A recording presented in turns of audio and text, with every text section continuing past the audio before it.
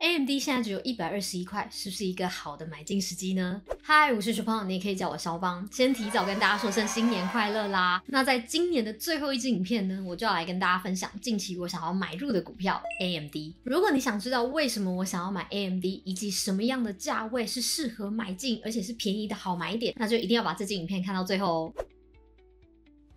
首先，我们就先来看看 AMD 的财报。AMD 2024年第三季的营收年成长 18%， 从58亿美元增加到了68亿美元。在 GAAP 的情况下，毛利率也从 47% 增长到 50%，Non-GAAP 是 51% 成长到 54%。这一季的营收跟毛利率会有这么好的表现呢，主要就是来自于 Data Center 资料中心部门的营收，也就是 AI 业务的部分。从这张图你就可以看到 AMD 有4个部门，包括 Data Center 资料中心、Client客户部门、Gaming 游戏部门以及 Embedded 嵌入式部门。其中 Data Center 资料中心部门的收入是最多的，对营业利润的贡献度也是最高的。以营收来看的话呢，资料中心部门的收入高达 35.49 亿美元，客户部门只有 18.81 亿，游戏部门只有 4.62 亿，嵌入式部门的收入只有 9.27 亿美元。那以营业利润来看的话，资料中心部门对于营业利润的贡献是超过了10亿美元左右，大概有 30% 的营业利润都是 Data Center 贡献的，而客户部门只有贡献 2.76 亿，游戏部门只有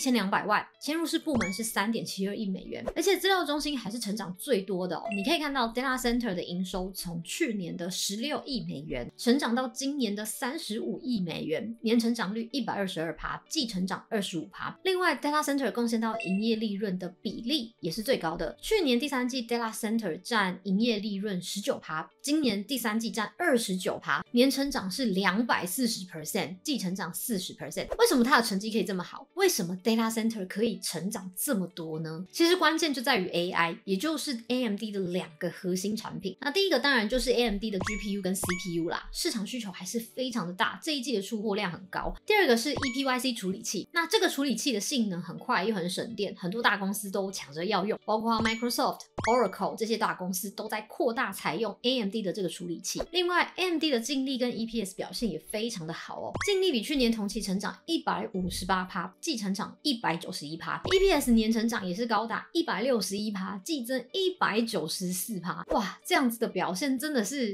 棒为什么我要讲棒？好老哦。虽然说 AMD 财报蛮好的，但是这1-2个月它的股价还是跌蛮多的嘛。那我总结了一下，大概就是这个原因，市场对于未来指引很失望。虽然 AMD Q3 的表现很不错，但是呢，市场对于 AMD 的 Q4 的营收指引并不是那么的满意。AMD 预测 Q4 的营收会在75亿美元左右，比市场分析师预期的 75.5 亿略低了一点点。那当然了，我可以理解说市场对于 AMD 在 AI 领域的这个份额，它的市占还是处于一个老二的状态。如果指引不够高，市场可能会很担心，因为投资人当然会很期待说AMD 可以证明它有能力去缩小它跟 NVIDIA 的差距，所以大家当然会希望说它的指引可以超乎预期嘛。那这个市场过高的预期呢，当然就会为股价带来一些压力。其实 AMD 在公布它的财报之前呢，我们就已经知道市场对于 AI 类股乃至于到整个科技产业，大家都有非常非常高的期待，所以最近大家我相信应该有观察到，现在的股价基本上都是买预期卖现实，即便数据不错，但只要无法完全满足市场的超高标准的期待，那就会出现短期的抛售压力。就是这个原因导致 AMD 这1-2个月有比较大幅度的下跌。但我认为如果因为这样子就看衰 AMD 的话，这样就有一点太短视近利了。我反而觉得这是一个很不错的机会，尤其是现在 AI 还在初期的发展阶段，然后 GPU 的市场需求也还在提升，以长期视角来看 AI 还有很大的发展空间。 AI 晶片市场还在大幅扩张的这个情况之下，就算是身为老二的 AMD， 它也还是能够吃到这一波的红利，而且事实也证明 AMD 也正在吃这一波红利，不然它的资料中心 Data Center 不会成长这么多嘛。再加上我认为 AMD 的管理阶层其实非常的优秀，苏妈接下了 CEO 之后，让 AMD 根本就是起死回生，甚至超越了 Intel。 原本 AMD 真的是快要挂掉的状态，它的股价只剩下2块多哦。如果不是苏姿丰苏妈来调整他们的经营策略、经营方针，那 AMD 可能早就不行了，更不用说它现在还在 AI 龙头第2名。有这么优秀的管理阶层，我觉得 AMD 是值得期待的。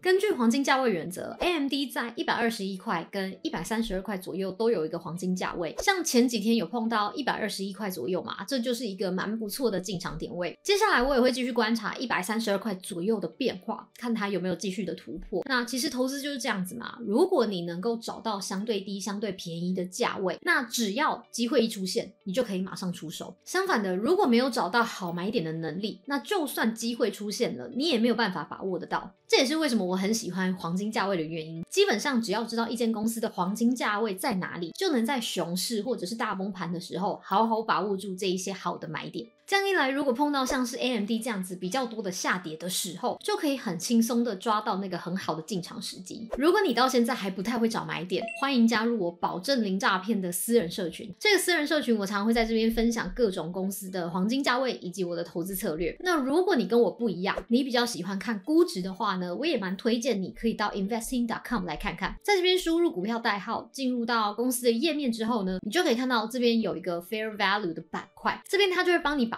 好几个估值模型算出来，然后把所有的估值平均秀在这边。像这个就是 AMD 12个估值模型，那这12个估值平均起来是128块，它已经帮你秀在这里了。那如果你想要了解每一个估值详细的计算方式跟它带入多少的数值的话，你也可以点进去看详细的资料。那另外我想要再讲一个题外话，就是我觉得 investing.com 还有一个很不错的地方，就是你可以看到它有很多名人的 portfolio 跟绩效。在左边这个 idea 的地方啊，点进来你就可以看到巴菲特的3年的回报率是 47%， 比尔盖茨3年的回报率是 37.3%， 还有这个很有名的 Ray Dalio 他3年的投报率是 64.3%。 那你就可以看看这些名人谁的投资绩效比较好，你甚至可以去观察他们的持股到底有哪一些。那点进来你也可以看看他们的真实的持股组合跟大盘表现的一个比较，这个是1年的比较，这个是3年的比较，这是5年的比较。那这样你就可以检视说，这些名人的投资组合在1年、3年、5年的期间有没有跑赢大盘。然后下面这边你也可以看看各个公司的持股比例，右边可以看持股的板块，看它哪一种产业投资的比例是比较多的。我觉得 investing.com 真的是蛮好用的，我自己是用 Investing Pro 的版本啦，很推荐大家可以真的去用用看 investing.com， 它的功能很多，除了我刚刚说的可以看估值，还可以看这些很多名人的 portfolio， 那你还可以知道它的绩效跟它的持股表现，你也可以根据他们的持股去决定说，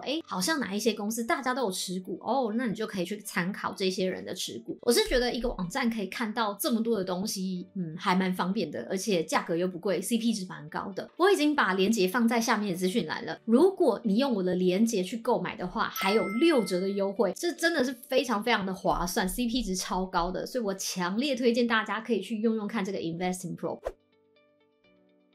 我认为目前 AMD 面临的比较大的风险有2个，那第一个就是 AI 竞争压力升高了。NVIDIA 刚刚才解决了跟台积电生产良率上面的问题，而且呢，它又准备要推出 Blackwell AI 晶片嘛，那市场当然就会对 AMD 的市占率跟竞争力会有一些担心。再来就是还有另外一家公司博通在前阵子的财报当中啊，他们就有提高了 AI 收入的展望，那这一点我相信就让很多投资人偏向更看好博通而不是 AMD， 那这个就是目前 AMD 面临到的比较大的竞争压力啦。第二个风险是波动率，半导体行业本身就是一个高波动性的产业，容易受到全球的经济、供应链、汇率跟市场需求变化的影响。如果未来全球经济增速放缓，降息速度又确定减缓，又或者是新政府的政策有一些对于 AI 产业或科技产业比较不利的政策的话，那对于 AMD 可能就会有比较大的影响。总而言之呢，我觉得不管投资什么一定都会有风险，重点是你有没有做好安全的投资策略。最后我想要来闲聊一下因为我听到最近很多人在说买 AMD 不如买 NVIDIA。确实 NVIDIA 现在是产业中的第1名，但是真的只有 NVIDIA 这样子的市场的老大才能让我们在投资上面赚钱吗？我觉得这个才是比较值得思考的一点。 AI 市场的规模还在快速扩张， AMD 的执行长苏姿丰呢，他之前接受彭博的专访的时候，他也有说到 AI 晶片市场的规模正在以 60% 的速度在成长。在2028年的时候呢， AI 晶片片市场会成长到5000亿美元的规模。所以就算 NVIDIA 可以拿下其中一块大饼，但是还是会有一部分的份额可以让 AMD 吃到。这么大块的市场，就算是老二老三也会有很不错的获利跟成长，不一定要第1名，拿到第2名也可以是非常非常成功的商业策略。而我们投资人也不是只能够投资第1名，如果第2名出现不错的相对低的好买点，那可能也是一个很好的投资机会。OK， 今天的分享就到这边。如果你喜欢这支影片的话，记得帮我按个赞，或者是在下面留言新年快乐，给所有看这支影片的人一个新年祝福。那如果你不想要错过我未来的内容，也要记得来订阅我，并且开小铃铛哦。我们下集影片见，拜拜。